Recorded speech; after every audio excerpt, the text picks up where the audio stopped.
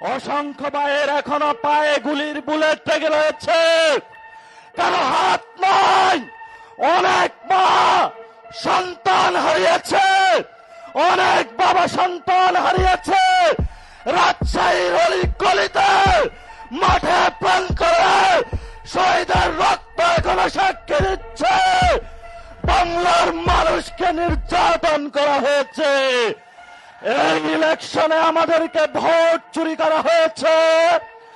আমরা বাংলাদেশের স্বার্থের জন্য চুপ থেকেছি, কিন্তু আগামী লোকাল গভর্নমেন্টে শহীদ জিয়ার সন্তান তারেক রহমানকে হুঁশিয়ার করে দিচ্ছে, যদি ব্যালটের উপরে কোনো হাত বসে নয়, সেই হাত আমরা ভেঙে চুরমার করে দেব।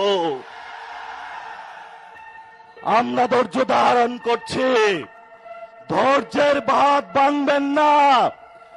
একটা ভণ্ড প্রতারক মুনাফিক মানুষের কাছে প্রতিশ্রুতি দিয়েছে সংস্কার বাস্তবায়ন করবে, এখন সে মুনাফিকি চরিত্র ধারণ করে জনগণের সাথে গাদ্দারি করছে।